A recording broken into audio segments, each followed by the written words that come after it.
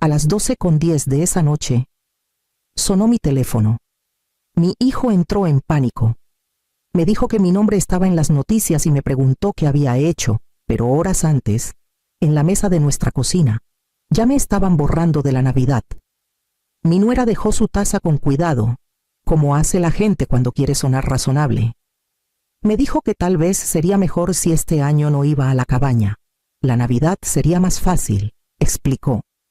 Si me quedaba en casa, últimamente había sido tan complicada. La palabra cayó con más peso del que ella parecía querer darle. Complicada no es algo que se discute o se resuelve, es una conclusión, una etiqueta, una decisión que ya había pasado por otras bocas antes de llegar a la mía. Mi hijo estaba sentado a su derecha, con los codos sobre la mesa y los dedos entrelazados. Miraba las vetas de la madera como si ahí estuvieran las instrucciones. Esperé que levantara la cabeza, que suavizara lo que ella acababa de hacer, que dijera algo. No lo hizo. Su silencio se instaló entre nosotros, denso y definitivo. Le pregunté qué quería decir. No con aspereza, solo lo suficiente para entender cómo una vida entera de estar presente se había reducido a una sola palabra. Enumeró cosas pequeñas, con calma, comentarios que había hecho, opiniones que no me había guardado, momentos en que no sonreí y dejé pasar las cosas. Presentó cada ejemplo como preocupación, como cariño, como algo hecho por el bien de la familia. Mi hijo asintió una vez. Nada salió de su boca. Lo miré entonces. De verdad lo miré. Y vi el alivio que sentía porque no tenía que cargar solo con ese peso. Dejar que ella hablara por él lo hacía más limpio, más seguro. La historia que estás a punto de escuchar es una obra ficticia creada por el equipo de redacción del canal H2 Historias. Está inspirada en situaciones de la vida real para transmitir lecciones sobre la familia, las emociones y los valores humanos. Todos los personajes y eventos son ilustrativos. Me llamo Karina, 63 años. Había imaginado muchas formas en que mi lugar en esta familia podría cambiar al envejecer. No había imaginado que ocurriría tan en silencio, con una taza de té enfriándose entre mis manos y una frase dicha como si fuera un favor. Sentí que el calor me subía a los ojos, pero no lo dejé derramar. Suplicarles habría facilitado el caso. Explicarme habría sonado a defensa. Me puse de pie, acomodé la silla y les dije que entendía. No era del todo cierto, pero entendía lo suficiente. Tomé mi abrigo del gancho junto a la puerta. Mi hijo por fin levantó la vista. Abrió la boca como si al final algo fuera a salir. No salió nada. Me fui antes de que pudieran cambiar la historia o suavizar los bordes. Afuera, el aire se sentía más cortante de lo que debería, más claro. Manejé a casa sola, ya sabiendo que lo que viniera después se había puesto en marcha mucho antes de que yo llegara a esa mesa. La explicación llegó después, cuando la decisión ya se había asentado. Vino en pedazos, dicha con calma, como si eso la hiciera más amable. Mi nuera se recargó en la silla y me dijo que el problema no era una sola cosa, era un patrón. Tenía opiniones sobre el dinero, me recordó.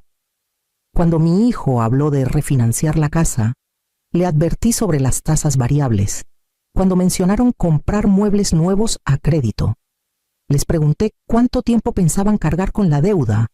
Explicó que comentarios así hacían sentir a la gente juzgada. Le dije que había preguntado porque me habían incluido en la plática. Sonrió, con esa sonrisa apretada y ensayada, y respondió que el apoyo no siempre necesitaba análisis. Luego vinieron los niños. Una vez mencioné que las rutinas para dormir importaban. Sugerí consistencia cuando mi nieto empezó a portarse mal en la escuela. Lo describió como si yo estuviera socavando su autoridad, como si orientación y crítica fueran lo mismo. Mi hijo carraspeó, eligiendo con cuidado las palabras, pero agregó con firmeza que las decisiones de crianza eran delicadas. La palabra tono entró al cuarto después. Al parecer, yo tenía uno, demasiado firme, demasiado directo, no lo suficientemente cálido. Explicó que eso ponía tensas las reuniones, que la gente sentía que tenía que medirse antes de hablar. Escuché, asintiendo donde parecía que lo esperaban. Cada ejemplo era pequeño por sí solo. Juntos, formaban algo más pesado, un caso. Sacó a relucir la cena de la primavera pasada, la de sus papás. Me reí cuando su papá contó una historia que no cuadraba del todo. Corregí un detalle, nada cruel, nada fuerte, pero lo avergonzó. Explicó, y momentos así se quedan grabados en la gente. Mi hijo por fin habló entonces, diciendo en voz baja que la paz importaba más que tener la razón. Esa palabra otra vez, calma otra vez. Sonaba suave, pero traía exigencia. Entendí entonces que el espacio no era para descansar o sanar, era para callar a la única persona que no quería limar sus aristas para encajar en el cuarto. Sentí el impulso de defenderme, subir y bajar. Explicar no cambiaría la forma de lo que ya habían decidido. Me tragué el enojo y mantuve la voz pareja. Si la paz requería mi ausencia, ya habían elegido cómo iba a terminar esto. Seguí esperando que mi hijo interviniera, no para pelear, no para alzar la voz, solo para suavizar los bordes de lo que ya estaba hecho. Una sola frase habría bastado, una mirada hacia mí, algo que me dijera que todavía importaba en ese cuarto. En cambio, se movió inquieto en la silla y se frotó las manos como si tuviera frío. Cuando lo miré directo, por fin habló. Me dijo que era complicado. No quería aumentar la tensión ni hacer que nadie se sintiera más juzgado en ese momento. Le recordé que yo era su madre. Las palabras salieron más bajito de lo que quise, casi como pregunta. Asintió, con la mirada todavía fija en algún punto entre la mesa y la pared, y respondió que claro que lo era, que no se trataba de eso. Esa respuesta dolió más que el silencio. Significaba que ya me había separado de la situación. Me había puesto afuera para que los demás pudieran seguir adelante cómodos. Le dije que no le pedía que tomara partido. Le dije que solo quería que hablara con honestidad. Suspiró y repitió que era complicado, que si empujaba solo iba a empeorar las cosas. Dijo que la Navidad debía ser tranquila. Paz otra vez, la misma palabra, la misma excusa. Lo vi encogerse en ella. Vi cómo se hacía más chiquito para caber al lado de su esposa, y me di cuenta de cuánto tiempo llevaba pasando esto. No era la primera vez que elegía el silencio en lugar de la verdad. Solo era la primera vez que el costo caía directo sobre mí. Dejé de insistir. Sentía que la conversación se deslizaba hacia algo que terminaría en disculpas que no cambiaban nada. Le dije que entendía y me puse de pie para irme. Al tomar mi abrigo, levantó la vista, con un destello de pánico en la cara por medio segundo, como si al final fuera a detenerme. Luego pasó. Se quedó sentado.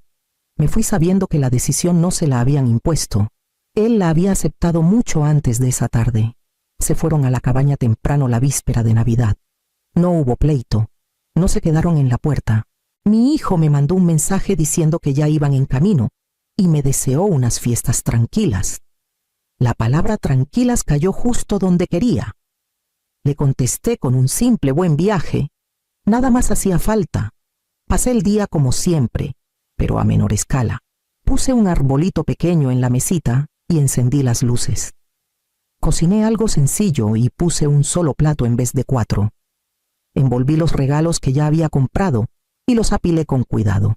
Aunque no hubiera nadie a quien dárselos, la tradición todavía me importaba, aunque yo fuera la única que la mantenía. Una vecina llamó para preguntar si quería compañía. Le agradecí y dije que no. No me sentía sola como la gente imagina.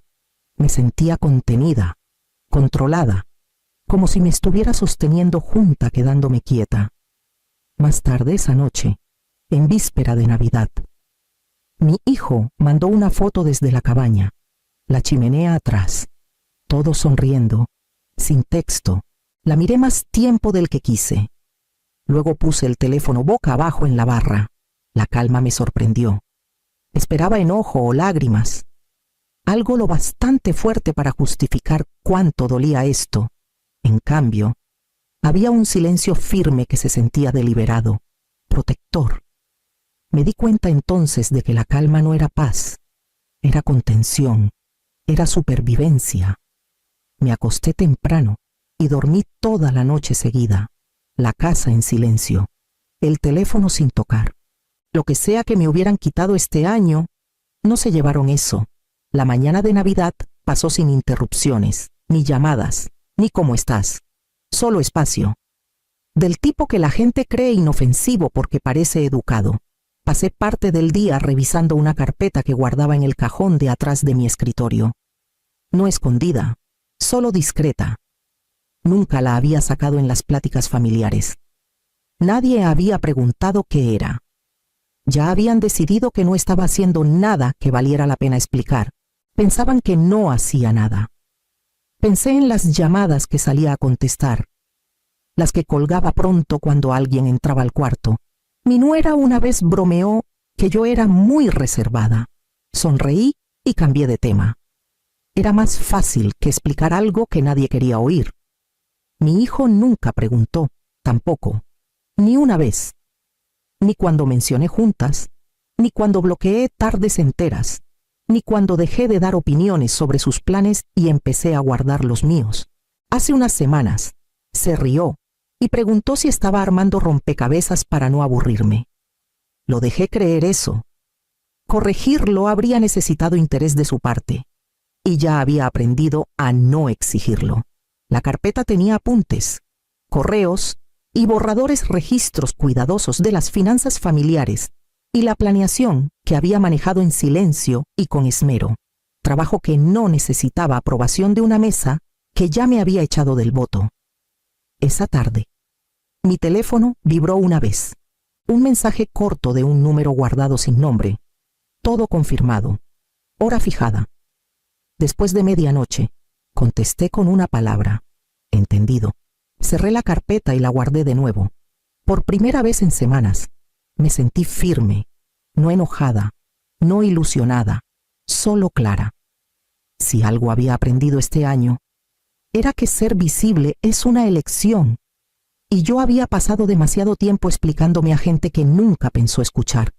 Estaba medio dormida cuando sonó el teléfono. La noche ya había pasado la medianoche. La pantalla se iluminó con el nombre de mi hijo. Por un momento, pensé que lo había soñado. Luego volvió a sonar, fuerte e insistente. El nombre de mi hijo llenaba la pantalla. Contesté, con la voz temblorosa, ya preparándome para malas noticias. Habló antes de que terminara el hola. Mi nombre salió de su boca primero, apurado y sin aliento, seguido de una pausa demasiado larga. Me dijo que mi nombre estaba en las noticias. Me incorporé. La cobija cayó hasta mi cintura. Le pregunté qué quería decir.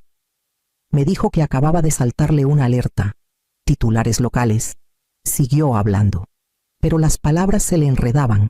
La urgencia las sacaba más rápido de lo que podía ordenarlas. Le pregunté si todos estaban bien. Me dijo que sí. Luego se corrigió de inmediato, explicando que no sabía, que no había pasado nada en la cabaña, que no era un accidente. Igual su voz temblaba. Repitió que mi nombre estaba ahí, clarito. Nombre completo, edad, ciudad. Me dijo que la gente ya lo estaba compartiendo. Me dijo que su esposa lo leía por encima de su hombro. Le pedí que se calmara, que respirara. Eso pareció empeorarlo. Me preguntó qué había hecho. No acusando, no enojado, asustado.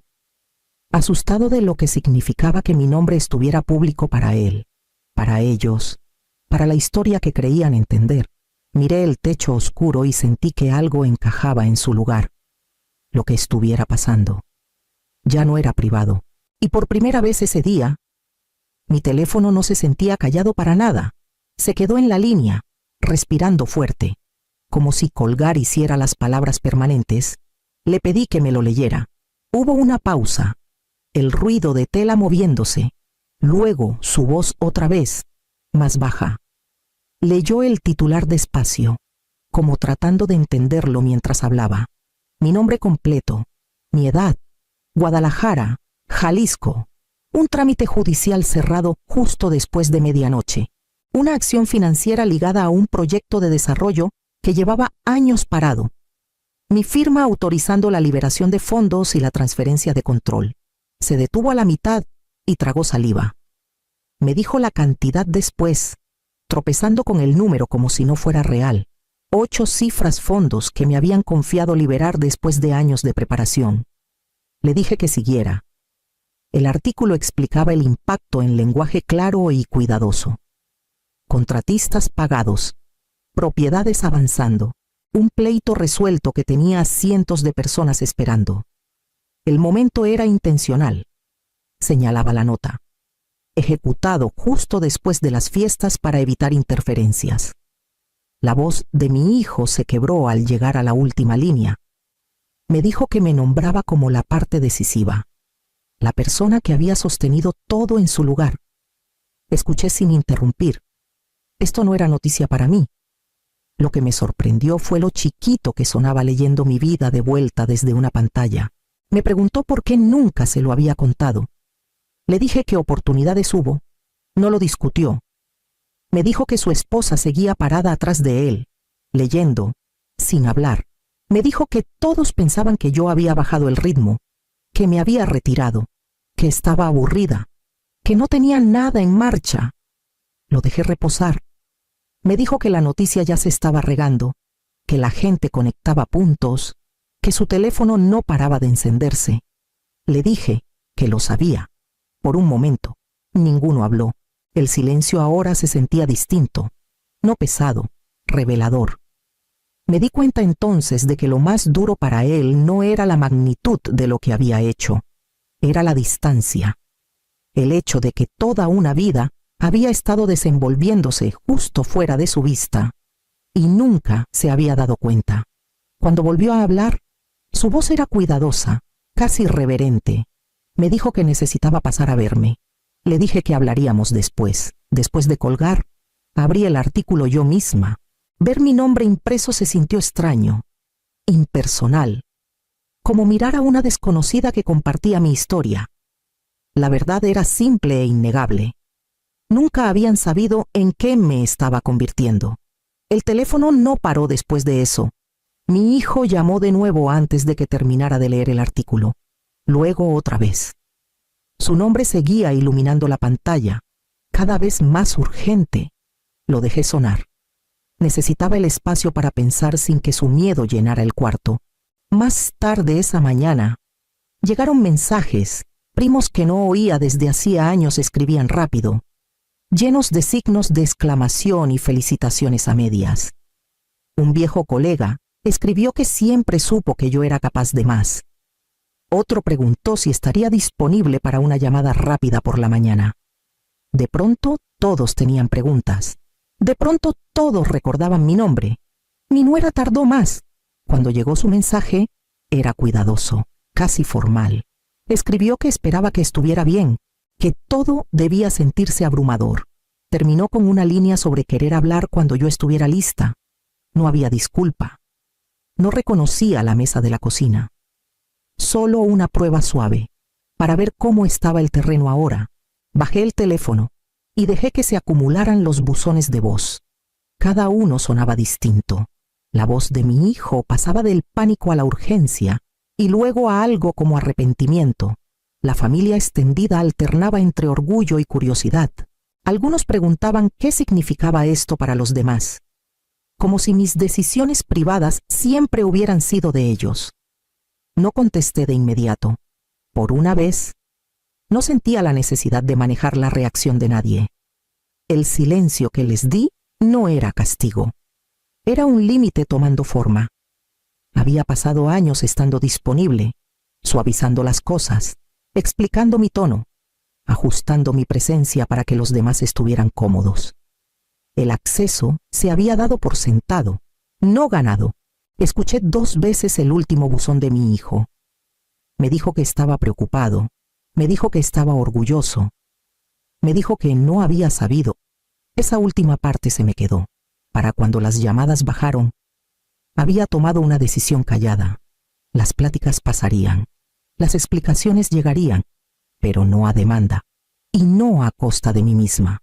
Tomé el teléfono, lo puse boca abajo y lo dejé ahí. Vinieron al día siguiente por la tarde, juntos. Mi hijo se quedó un paso atrás de su esposa, como dejándola entrar primero o dejándola guiar. Abrí la puerta y me hice a un lado sin invitarlos a pasar. Lo tomaron como permiso y entraron de todos modos. Mi nuera habló primero. Su voz era cuidadosa, medida, como cuando quiere sonar razonable. Me dijo que lo sentía si las cosas se habían manejado mal. Me dijo que nadie quiso lastimarme. Mi hijo agregó que debió haber hablado antes, que todo se le había salido de las manos. Escuché hasta que se les acabó el impulso. Les dije que el problema no era el desacuerdo. Las familias discuten todo el tiempo. El problema era el desecho, que me pasaran por encima, que me etiquetaran complicada en lugar de escucharme, que me quitaran por la paz, como si mi presencia fuera el problema. Mi hijo intentó explicar que estaban agobiados. Le dije que yo también lo había estado, y nadie preguntó cómo lo manejaba. Mi nuera se movió inquieta. Luego dijo que solo querían que las cosas volvieran a sentirse normales. Le dije que lo normal ya no me servía. Eso cambió el ambiente. Les expliqué qué pasaría después. Las pláticas serían honestas o no serían. Las decisiones sobre mi vida no se tomarían sin mí en el cuarto. El respeto primero, el acceso después, no al revés. Mi hijo pareció querer negociar. No le di espacio. Le dije que no iba a resetear nada para que los demás se sintieran cómodos. No iba a volver a un papel que me obligara a callar para ser incluida. Se fueron sin alzar la voz. No hubo promesas. Eso se sintió bien.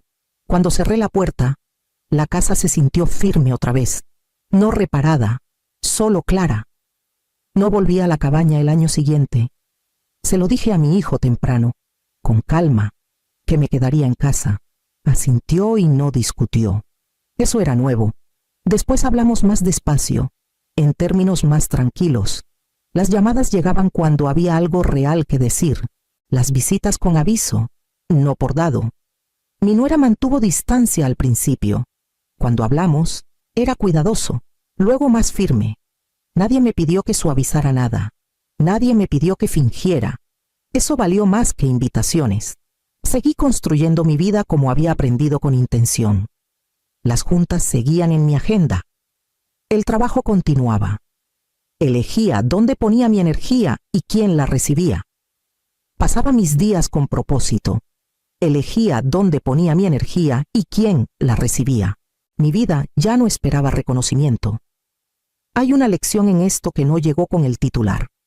Los límites no son castigos, son claridad. Cuando dejas de achicarte para caber, la gente que se queda aprende a encontrarte a tu medida. Si esta historia te tocó, date un momento para darle me gusta, compartir lo que piensas en los comentarios o suscribirte para más historias sobre familia, dignidad y elegirte a ti misma sin pedir perdón.